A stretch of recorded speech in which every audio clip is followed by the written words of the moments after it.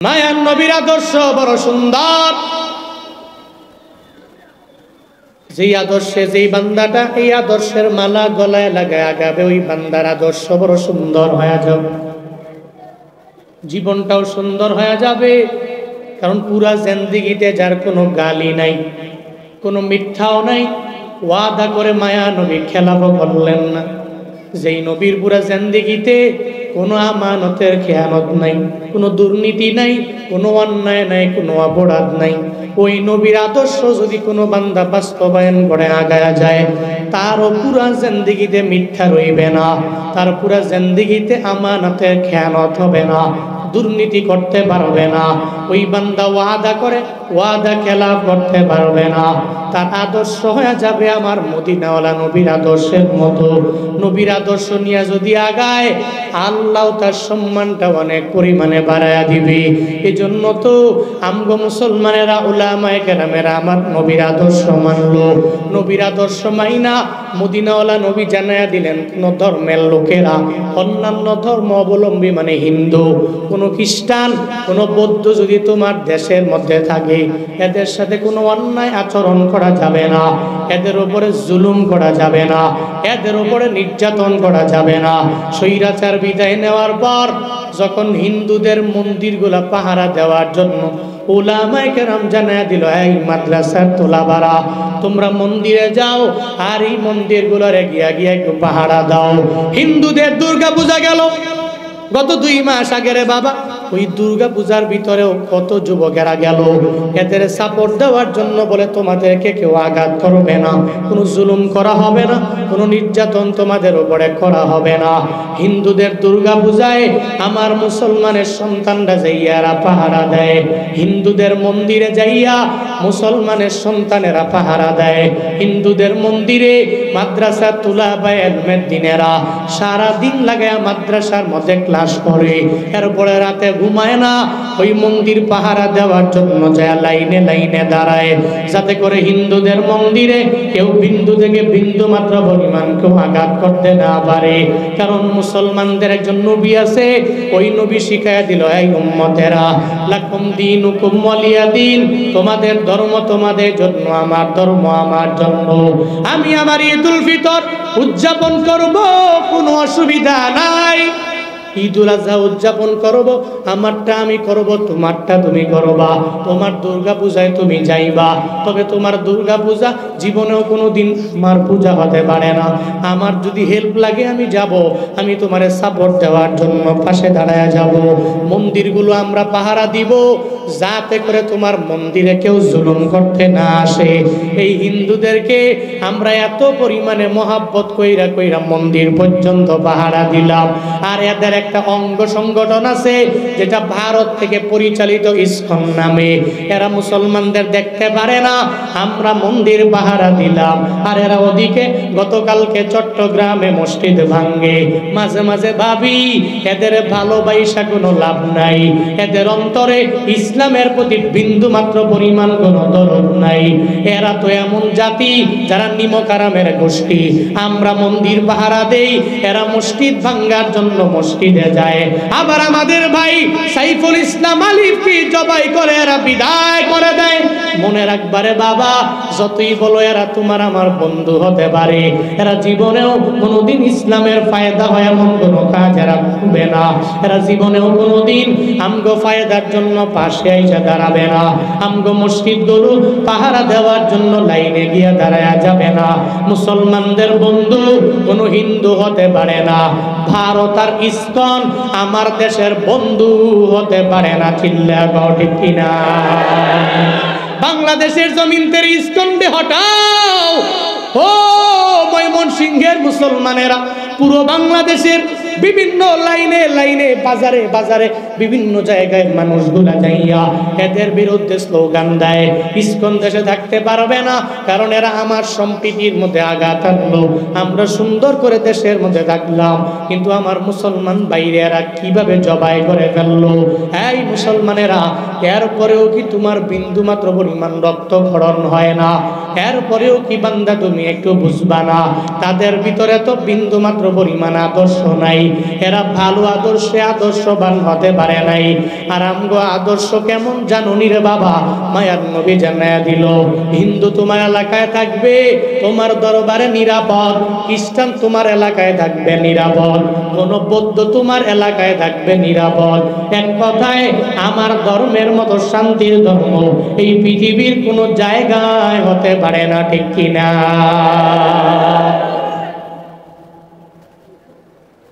এই যে 3 মাস আগে নেপালে গেলাম, এই নেপালে যাওয়ার পরে রে বাবা আমি দেখলাম আমার ধর্মের মতো সুন্দর ধর্ম কোথাও নাই।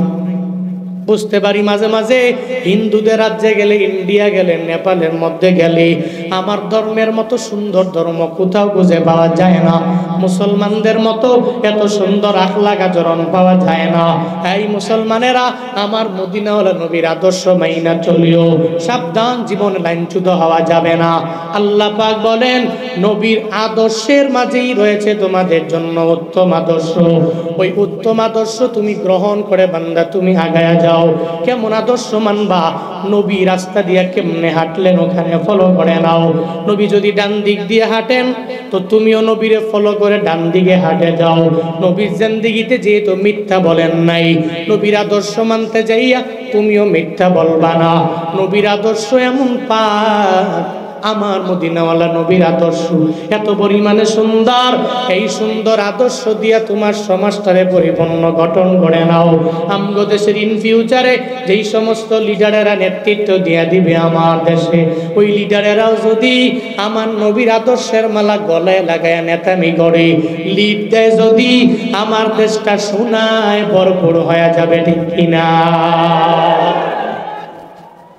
আগে তো নবী আদর্শের মালা গলায় লাগাইতে পারে নাই, এজন্য এদেশের মানুষগুলো এত পরিশ্রম করলো, এত উপার্জন করে, দিন নাই রাত নাই পরিশ্রম করে প্রবাসীরা এরা কষ্ট করে রেমিটেন্স পাঠাইছে, আর এক একজনে নিজের ব্যক্তিগত ব্যাংকে নিয়ে ঢুকাইছে, ঠিক কিনা?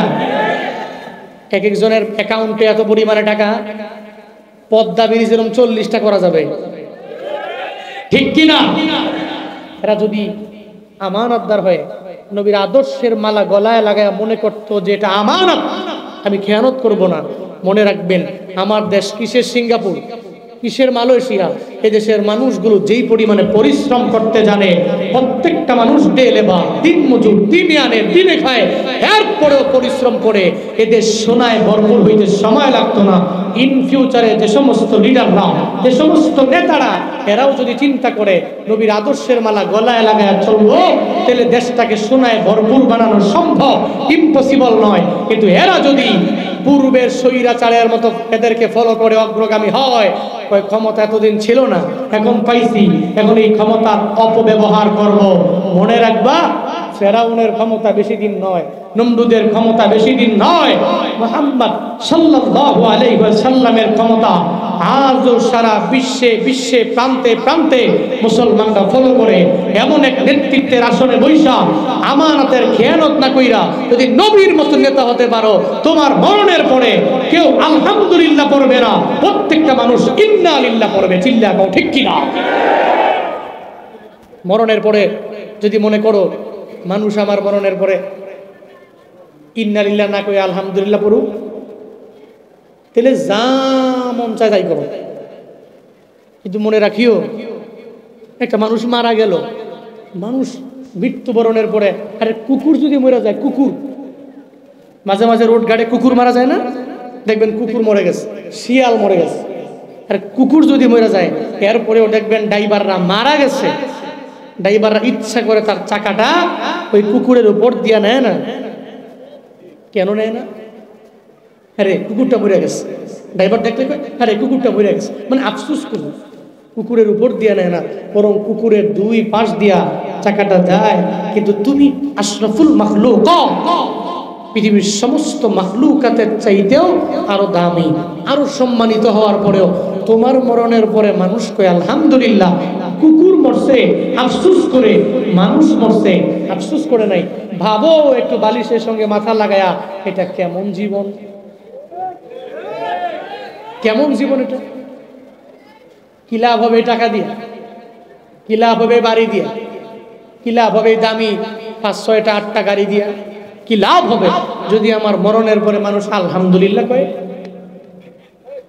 আল্লাহ জালেম প্রত্যেকটা ব্যক্তিকে এই বুঝ দান করুন। সকলেই পড়ি আমিন। আরো জোরে পড়ে না আমিন। ইন ফিউচারে যে সমস্ত লিডাররা আসবে, আমি রিকোয়েস্ট করছি বাড়াবাড়ি করেন না। আজকেও দেখলাম আস্তে আস্তে একজন বক্তার মাহফিলে আসছে নেতামি করার জন্য।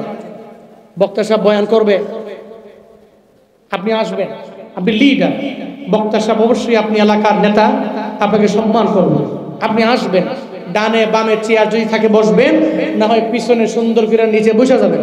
5 মিনিট বয়ান শোনার পরে বক্তার কাছে একটা ছোট্ট স্লিপ দেওয়া হবে। যদি বক্তা ভালো মনে করেন আপনাকে সময় দিবেন, যদি মনে করেন যে না বয়ানের মাঝে সময় দিলে বয়ানের ব্যাঘাত ঘটবে, তাহলে আপনি সুন্দর করে সালাম দিয়ে চলে যাবেন, আর না হয় বক্তার দোয়ার পরে ভাষণ দেওয়ার জন্য আসবেন।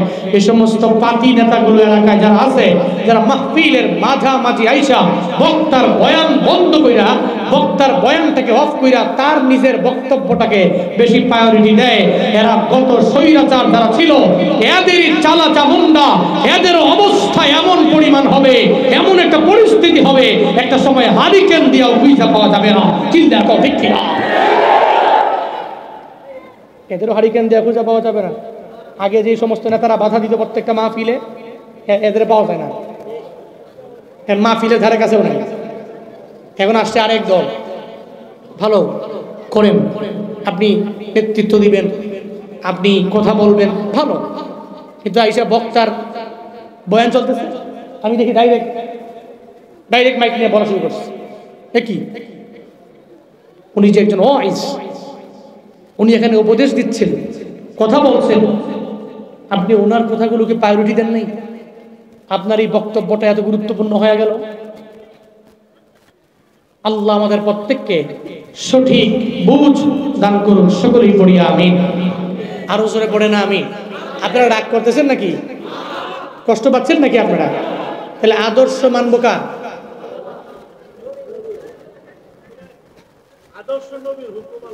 হ্যাঁ, ওই যে আদর্শ মানবো আল্লাহ। খেলা ছুটে কইলিস, আদর্শ মানবো কার? নবী। আল্লাহ পাক জানায়া দিলেন, চলার পথে আমার মায়ার নবীরে আদর্শ বানায়া আগাও। ওই নবীর আদর্শের মালাটা গলার মধ্যে এমন ভাবে লাগায়া দাও যেই নবীর আদর্শে গালি নাই। 7 দিন পর্যন্ত টানা যখন নবীর ঘরের মধ্যে খাবার নাই, চুলার মধ্যে আগুন জ্বলে না, হাসান হুসাইনের পেটে খাবার নাই, নাতিরা ক্ষুধা লাগলে দৌড়ে আগে দাদার দরবারে যায়, নানার দরবারে যায়, নানায় থাকলে যা বলে, ও নানা, ও দাদা, পেটের ক্ষুধার যন্ত্রণা সহ্য করতে না পেরে আপনার দরবারে চলে আসলাম, পেটের মধ্যে ক্ষুধা লাগলো, একটু খাবার কিনা দেন। হাসান হুসাইনের নবী মোহাব্বত করেন, দৌড়ে যখন নবীর দরবারে আসলেন, আইসা নবীরে জানায়া দিলেন, নানা আমার পেটের মধ্যে খাবার নাই, একটু খাবার দিয়া দাও। সঙ্গে সঙ্গে আমার মায়ার নবী জানায়া দেয়, ও হাসান হুসাইন, তোমাদের পেটের মধ্যে আমি কেমনে খাবার দিব, আমার পেটেই তো খাবার নাই। হাসান হুসাইন বলে, না না, আমার খাবারের ব্যবস্থা যেমনি হোক আপনি একটু কইরা দেন। না নাই কয়ে, দাঁড়াও, আমি তোমাদের জন্য একটু খাবারের ব্যবস্থা করে দিব। নবী চিন্তা ভাবনা করলেন, একটা ইহুদির বাড়িতে আমার কাজের জন্য যাওয়া লাগবে, ইহুদির বাড়িতে কাজ করব, এরপরে আমি ওখান থেকে খাবার আইনা হাসান হুসাইনদের দিয়ে দিব, এরপরে এদের মনের আশা পূরণ করে দিব, ক্ষুধা নিবারণ হয়ে যাবে। ও আল্লাহর বান্দারা, মায়ার নবী চিন্তা করে ইহুদির বাড়িতে কাজের জন্য যাওয়া লাগবে, কিন্তু নবীর উম্মতেরা কেমন জানি হয়ে গেল, একটু বিপদে পড়লেই, একটু মুসিবতে পড়লেই ভিক্ষার জন্য প্লেট নিয়ে মরে মরে দাঁড়ায় যায়। একটা ভালো মানুষ চাইলে ভিক্ষাবৃত্তি না করলেও পারে, এরপরেও ভিক্ষার জন্য প্লেট নিয়ে মরে মরে দাঁড়ায়। ঢাকার শহরে গেলে ভালো মানুষ চাইলে কাম কইরা খাইতে পারে, কিন্তু এই লোকেরা কাজের দিকে যায় না, শুধু প্লেট নিয়ে নিয়ে বিভিন্ন মোড়ে দাঁড়ায় যায়। না রে ভিক্ষুকেরা, ইসলামের মধ্যে 2টা জিনিস হলো হালাল, তবে হালাল হলো নিকৃষ্ট হালাল। 1 নম্বরে তালাক আর 2 নম্বরে ভিক্ষা। এক নম্বরে তালাক, 2 নম্বরে ভিক্ষা। এই 2টা হালাল, তবে নিকৃষ্টতম হালাল। জীবনে মনে রাখবা, আল্লাহ যদি বড় বড় বিপদের মধ্যে ফালায়া দেয়, আমার রবের দরবারে আবদার জানাও, আল্লাহ গো জীবনে ভিক্ষাবৃত্তি করার জন্য রাস্তায় নামায়ও না। বউয়ের সাথে ঝগড়া করার পরে এই তালাক নামক নির্দিষ্ট হালাল কাজ তুমি আমার দ্বারা করায়ও না। আলা ইন্না আউলিয়া আল্লাহ লা খাউফুন আলাইহিম ওয়ালা হুম ইয়াহজানুন।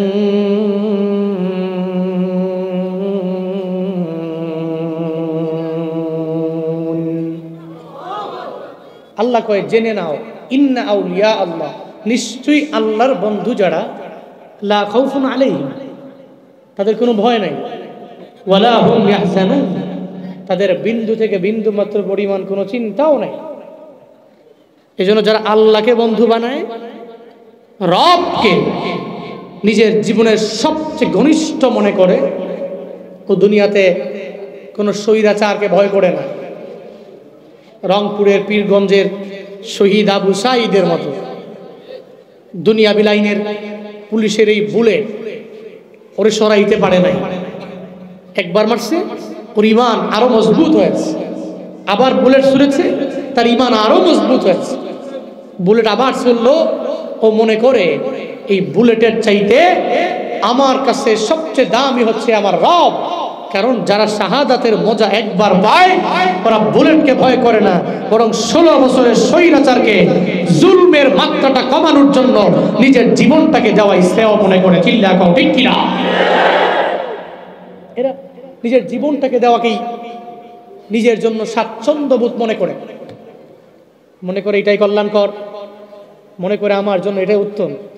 অন্তত পক্ষে 2-3 জনের জীবনের মাধ্যমে যদি এত বছরের এক জালেমকে বিদায় করা যায় তো অনেক ফায়দা। এই জন্য যারা মুমিন, লা খাউফ আলাইহিম, ভয় নাই, ওয়ালা হুম ইয়াহজানুন, তাদের বিন্দু মাত্র পরিমাণ কোনো চিন্তা নাই। ঘোষণা কি আমার না আল্লাহ?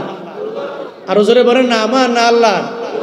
তোমার মতো প্রিয় বন্ধু যার হৃদয়ে রায়, আল্লাহর মতো প্রিয় বন্ধু যার হৃদয়ে রায়, তার কি আর থাকতে পারে, তার কি আর থাকতে পারে দুঃখ কষ্ট ভয়।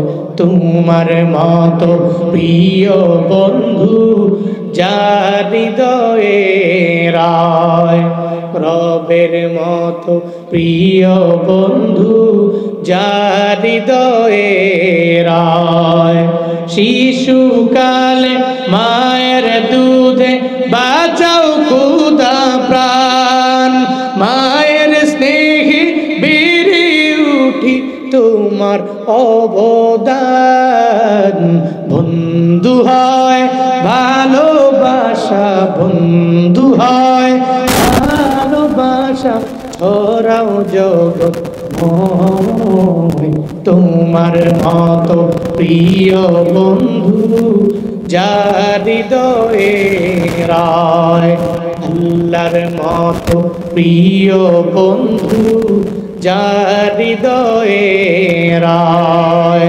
তার কি আর থাকতে পারে, তার কি আর থাকতে পারে দুঃখ চিন্তা ভয়। তোমার মতো প্রিয় বন্ধু যার হৃদয়ে রায়, আল্লাহর মতো প্রিয় বন্ধু যার হৃদয়ে রায়। ঠিক কিনা? আল্লাহর মতো প্রিয় বন্ধু যদি কোনো ব্যক্তির জীবনে থাকে, নাই কোনো ভয়, নাই কোনো চিন্তা, নাই কোনো ডিপ্রেশন। কারণ তার বন্ধুকে আওয়াজ দেয় না, বন্ধুকে শুনেন। মাগরিবের পর শক্তি কিন্তু এখনো আছে। থেকে আপনাদের চাইতে আমি দুর্বল, আপনারা আমার চাইতে অনেক সবল। এজন্য কথা আমার একটু আস্তে হইলেও আপনারা একটু জোরে বললেন, পারবেন তো ইনশাআল্লাহ? পড়েন সুবহানাল্লাহ, পড়েন আলহামদুলিল্লাহ, আরো জোরে চিল্লায় পড়েন আল্লাহু আকবার। তাহলে মুমিনের বন্ধুকে যদি বন্ধু বানায় উপকার আছে না নাই? এজন্য প্রশংসা জীবনে করব কার? গুণগান গাইব কার? আল্লাহ, মৃত্যু পর্যন্ত তোমার কৃতজ্ঞ বান্দা হিসাবে আমাদেরকে তুমি গড়ে তুলিও, মৃত্যু পর্যন্ত ইস্তেকামাত রাখিও। সকলেই চিল্লায়া পড়েন আমিন। খুতবায় একটি আয়াতে কারিমা তিলাওয়াত করলাম,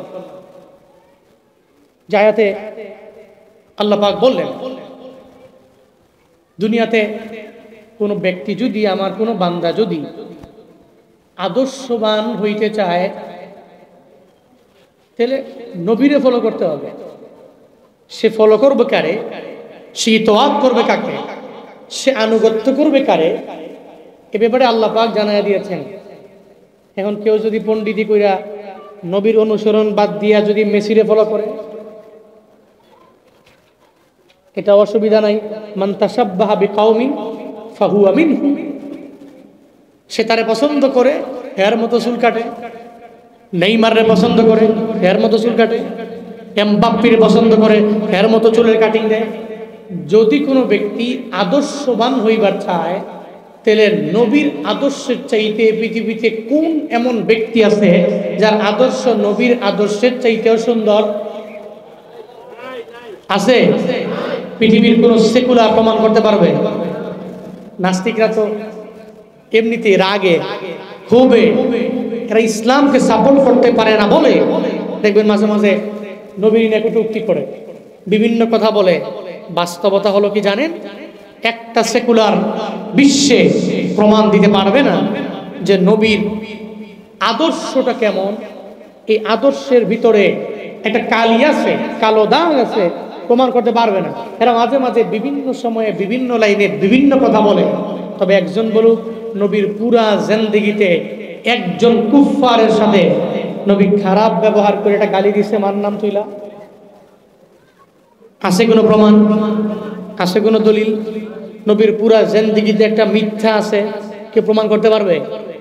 নবীর পুরো জিন্দেগিতে নবী একবার ওয়াদা করে ওয়াদা খেলাফ করেছেন, প্রমাণ দিতে পারবে? নবী আমানতের খেয়ানত করছেন, প্রমাণ দিতে পারবে? পারবে। এক কথায় মদিনাওয়ালা নবীর আদর্শের মতো এই পৃথিবীতে এত সুন্দর আদর্শের অধিকারী আর কারো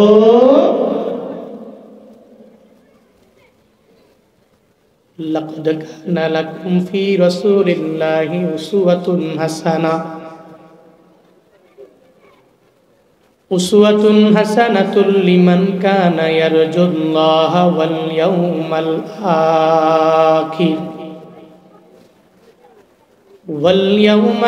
আখির ওয়া যাকারাল্লাহা কাসীরা।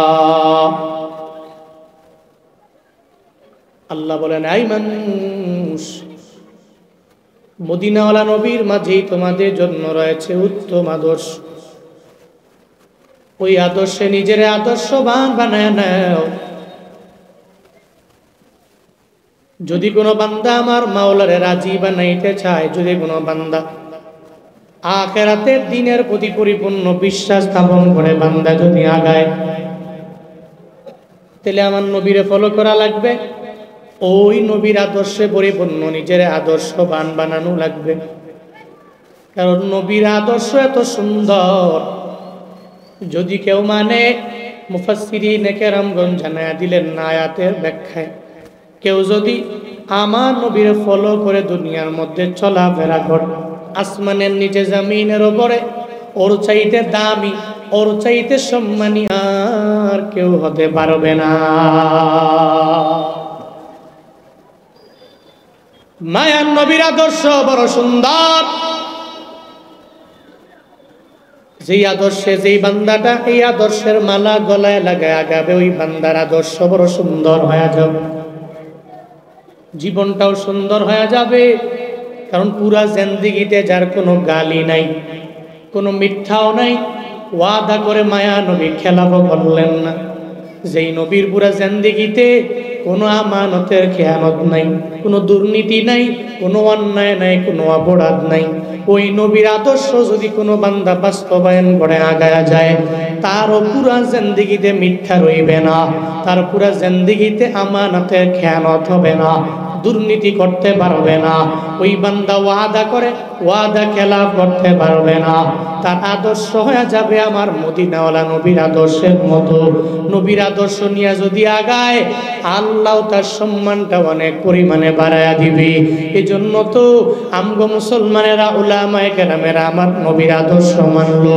নবীর আদর্শ মাইনা মদিনাওয়ালা নবী জানায়া দিলেন, কোন ধর্মের লোকেরা, অন্যান্য ধর্ম অবলম্বী মানে হিন্দু, কোন খ্রিস্টান, কোন বৌদ্ধ যদি তোমার দেশের মধ্যে থাকে, এদের সাথে কোনো অন্যায় আচরণ করা যাবে না, এদের উপরে জুলুম করা যাবে না, এদের উপরে নির্যাতন করা যাবে না।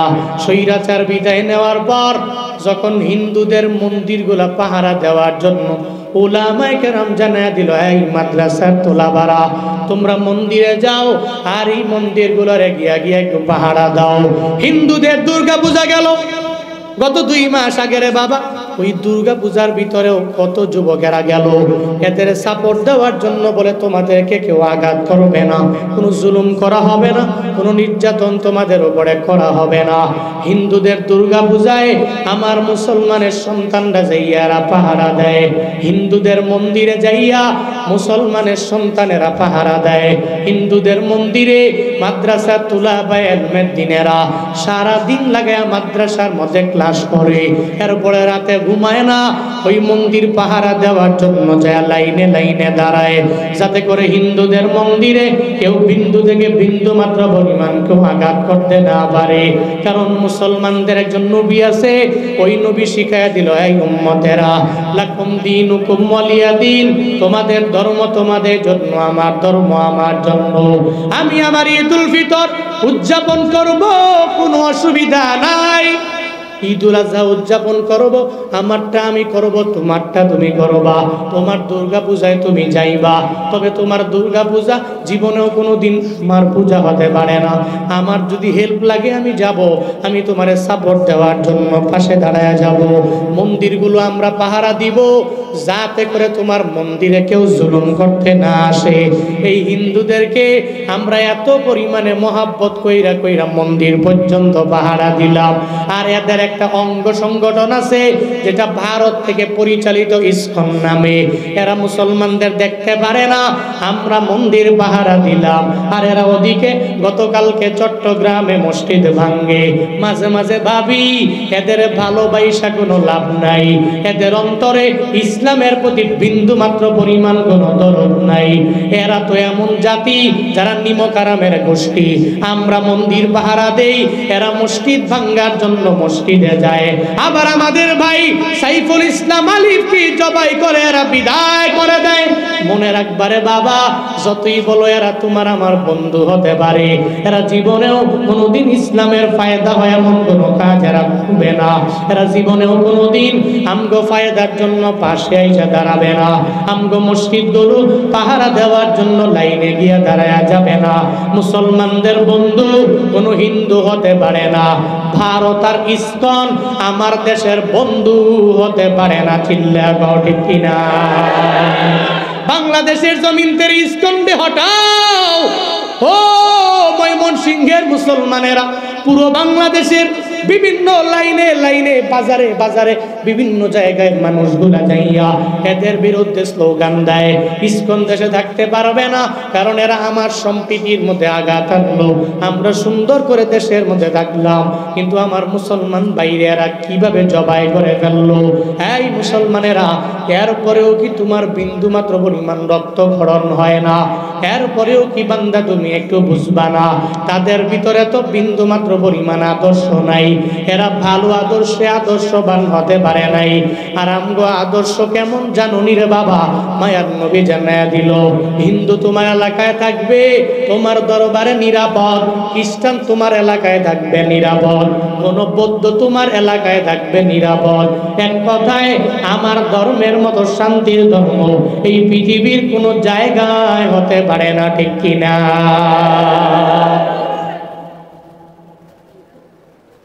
এই যে 3 মাস আগে নেপালে গেলাম, এই নেপালে যাওয়ার পরে রে বাবা আমি দেখলাম আমার ধর্মের মতো সুন্দর ধর্ম কোথাও নেই।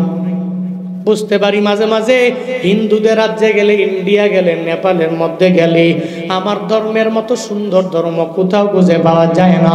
মুসলমানদের মতো এত সুন্দর আখলাক আচরণ পাওয়া যায় না।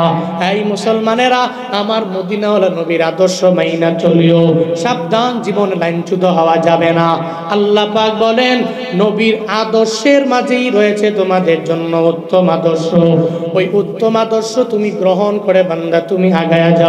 কেমন আদর্শ মানবা? নবী রাস্তা দিয়ে কেমনে হাঁটলেন ওখানে ফলো করে নাও। নবী যদি ডান দিক দিয়ে হাঁটেন তো তুমিও নবীরে ফলো করে ডান দিকে হাঁটে যাও। নবীর জিন্দেগিতে যেহেতু মিথ্যা বলেন নাই, নবীর আদর্শ মানতে যাইয়া তুমিও মিথ্যা বলবা না।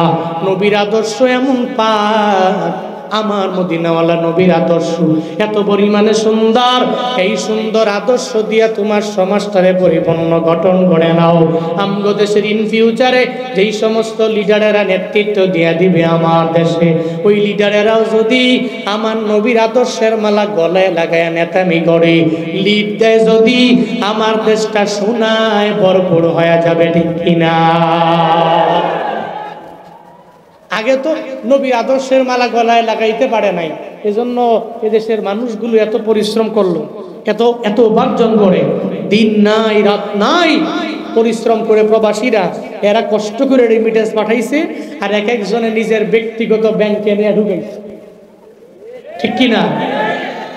এক একজনের অ্যাকাউন্টে এত পরিমাণে টাকা, পদ্মা ব্রিজ এরকম 40টা করা যাবে, ঠিক কিনা? এরা যদি আমানতদার হয়ে নবীর আদর্শের মালা গলায় লাগায় মনে করতো যে এটা আমানত, আমি খেয়ানত করব না, মনে রাখবেন আমার দেশ কিসের সিঙ্গাপুর, কিসের মালয়েশিয়া, এদেশের মানুষগুলো যেই পরিমাণে পরিশ্রম করতে জানে, প্রত্যেকটা মানুষ ডে লেবার, দিন মজুর, দিনে আনে দিনে খায়, এরপরেও পরিশ্রম করে এদের সোনায় ভরপুর হইতে সময় লাগতো না। ইন ফিউচারে যে সমস্ত লিডাররা, যে সমস্ত নেতারা, এরাও যদি চিন্তা করে নবীর আদর্শের মালা গলায় লাগায় চলবো, তাহলে দেশটাকে সোনায় ভরপুর বানানো সম্ভব, ইম্পসিবল নয়। কিন্তু এরা যদি পূর্বের স্বৈরাচারের মতো এদেরকে ফলো করে অগ্রগামী হয়, ওই ক্ষমতা এতদিন ছিল না, এখন পাইছি, এখন এই ক্ষমতার অপব্যবহার করব। মনে রাখবা ফেরাউনের ক্ষমতা বেশি দিন নয়, নমরুদের ক্ষমতা বেশি দিন নয়, মুহাম্মদ সাল্লাল্লাহু আলাইহি ওয়াসাল্লামের ক্ষমতা আজও সারা বিশ্বে প্রান্তে প্রান্তে মুসলমানরা ফলো করে। এমন এক নেতৃত্বের আসনে বৈশা আমানতের খেয়ানত না কইরা যদি নবীর মতো নেতা হতে পারো, তোমার মরণের পরে কেউ আলহামদুলিল্লাহ পড়বে না, প্রত্যেকটা মানুষ ইন্না লিল্লাহ পড়বে, চিল্লা কও ঠিক কিনা? মরণের পরে যদি মনে করো মানুষ আমার মরণের পরে ইন্না লিল্লাহ না কই আলহামদুলিল্লাহ পড়ুক, তাহলে যা মন চায় তাই করো। কিন্তু মনে রাখিও একটা মানুষ মারা গেল, মানুষ মৃত্যুবরণের পরে, আরে কুকুর যদি মরে যায়, কুকুর মাঝে মাঝে রোড গাড়ে কুকুর মারা যায় না, দেখবেন কুকুর মরে গেছে, শিয়াল মরে গেছে, আর কুকুর যদি মরে যায় এরপরেও দেখবেন ড্রাইভাররা মারা গেছে, ড্রাইভাররা ইচ্ছা করে তার চাকাটা ওই কুকুরের উপর দিয়া নেয় না। কেন নেয় না? আরে কুকুরটা মরে গেছে, ড্রাইভার দেখলে আরে কুকুরটা মরে গেছে, মানে আফসোস করুন, কুকুরের উপর দিয়া নেয় না, বরং কুকুরের দুই পাশ দিয়া চাকাটা যায়। কিন্তু তুমি আশরাফুল মাখলুক, পৃথিবীর সমস্ত মাখলুকাতের চাইতেও আরো দামি, আরো সম্মানিত হওয়ার পরেও তোমার মরণের পরে মানুষ কয় আলহামদুলিল্লাহ, কুকুর মরছে আফসোস করে, মানুষ মরছে আফসোস করে নাই। ভাবো একটু বালিশের সঙ্গে মাথা লাগায়া, এটা কেমন জীবন, কেমন জীবন এটা?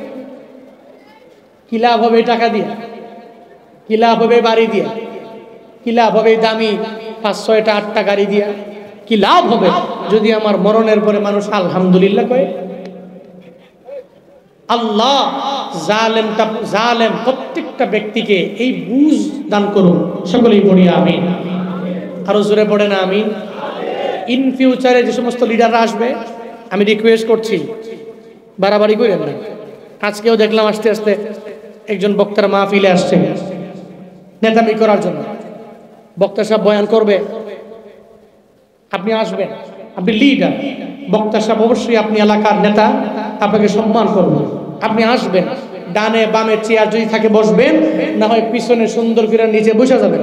5 মিনিট বয়ান শোনার পরে বক্তার কাছে একটা ছোট্ট স্লিপ দেওয়া হবে। যদি বক্তা ভালো মনে করেন আপনাকে সময় দিবেন, যদি মনে করেন যে না বয়ানের মাঝে সময় দিলে বয়ানের ব্যাঘাত ঘটবে, তাহলে আপনি সুন্দর করে সালাম দিয়া চলে যাবেন, আর না হয় বক্তার দোয়ার পরে ভাষণ দেওয়ার জন্য আসবেন। এই সমস্ত পাতি নেতাগুলো এলাকায় যারা আছে, যারা মাহফিলের মাঝামাঝি আইসা বক্তার বয়ান বন্ধ কইরা, বক্তার বয়ানটাকে অফ কইরা তার নিজের বক্তব্যটাকে বেশি প্রায়োরিটি দেয়, এরা গত স্বৈরাচার যারা ছিল এদেরই চালা চামুন্ডা, এদের অবস্থা এমন পরিমাণ হবে, এমন একটা পরিস্থিতি হবে, একটা সময় হারিকেন দিয়েও বুঝা পাওয়া যাবে না। চিন্তা করো ঠিক কিনা? এদেরও হারিকেন দিয়ে খুঁজে পাওয়া যাবে না। আগে যে সমস্ত নেতারা বাধা দিত প্রত্যেকটা মাহফিলে, এদের পাওয়া যায় না, মাহফিলের ধারে কাছেও নাই। এখন আসছে আরেক দল, ভালো করেন, আপনি নেতৃত্ব দিবেন, আপনি কথা বলবেন, ভালো, কিন্তু আইসা বক্তার বয়ান চলতেছে, আমি দেখি ডাইরেক্ট মাইক নিয়ে বলা শুরু করছে। কি উনি যে একজন ওয়াইজ, উনি এখানে উপদেশ দিচ্ছেন, কথা বলছেন, আপনি ওনার কথাগুলোকে প্রায়োরিটি দেন নাই, আপনার এই বক্তব্যটা এত গুরুত্বপূর্ণ হয়ে গেল। আল্লাহ আমাদের প্রত্যেককে সঠিক বুঝ দান করুন, সকলেই পড়ি আমিন। আরো জোরে পড়ে না আমিন। আপনারা রাগ করতেছেন নাকি? কষ্ট পাচ্ছেন নাকি আপনারা? তাহলে আদর্শ মানবো কার?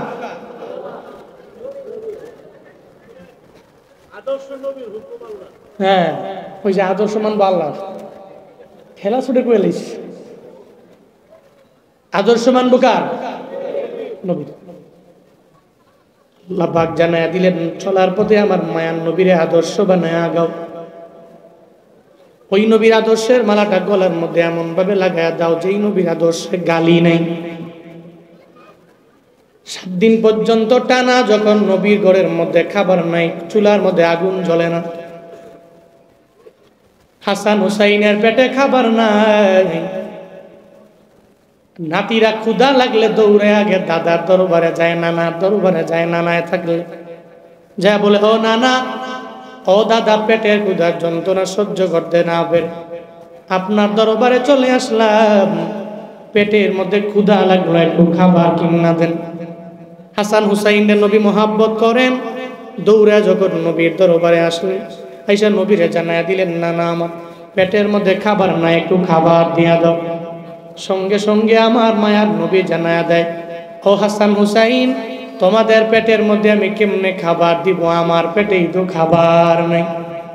হাসান হুসাইন বলে, নানা আমার খাবারের ব্যবস্থা যেমনি হোক আপনি একটু কইরা দেন। নানায় কয়ে, দাঁড়াও, আমি তোমাদের জন্য একটু খাবারের ব্যবস্থা করে দিব। নবী চিন্তা ভাবনা করলেন, একটা ইহুদির বাড়িতে আমার কাজের জন্য যাওয়া লাগবে, ইহুদির বাড়িতে কাজ করব, এরপরে আমি ওখান থেকে খাবার আইনা হাসান হুসাইনদের দিয়ে দিব, এরপরে এদের মনের আশা পূরণ করে দিব, ক্ষুধা নিবারণ হয়ে যাবে। ও আল্লাহর বান্দারা, মায়ার নবী চিন্তা করে ইহুদির বাড়িতে কাজের জন্য যাওয়া লাগবে, কিন্তু নবীর উম্মতেরা কেমন জানি হয়ে গেল, একটু বিপদে বললেই, একটু মুসিবতে বললেই ভিক্ষার জন্য প্লেট নিয়ে মরে মরে দাঁড়ায় যায়। একটা ভালো মানুষ চাইলে ভিক্ষাবৃত্তি না করলেও পারে, এরপরেও ভিক্ষার জন্য প্লেট নিয়ে মরে মরে দাঁড়ায়। ঢাকার শহরে গেলে ভালো মানুষ চাইলে কাজ কাম কইরা খাইতে পারে, কিন্তু এই লোকেরা কাজের দিকে যায় না, শুধু প্লেট নিয়ে নিয়ে বিভিন্ন মোড়ে দাঁড়ায় যায়। না রে ভিক্ষুকেরা, ইসলামের মধ্যে 2টা জিনিস হলো হালাল, তবে হালাল হলো নিকৃষ্ট হালাল। 1 নম্বরে তালাক আর 2 নম্বরে ভিক্ষা। 1 নম্বরে তালাক, 2 নম্বরে ভিক্ষা, এই 2টা হালাল, তবে নিকৃষ্টতম হালাল। জীবনে মনে রাখবা, আল্লাহ যদি বড় বড় বিপদের মধ্যে ফালায়া দেয়, আমার রবের দরবারে আবদার জানাও, আল্লাহ গো, জীবনে ভিক্ষাবৃত্তি করার জন্য রাস্তায় নামায়ও না। বউয়ের সাথে ঝগড়া করার পরে এই তালাক নামক নির্দিষ্ট হালাল কাজ তুমি আমারে দ্বারা করায়ও না।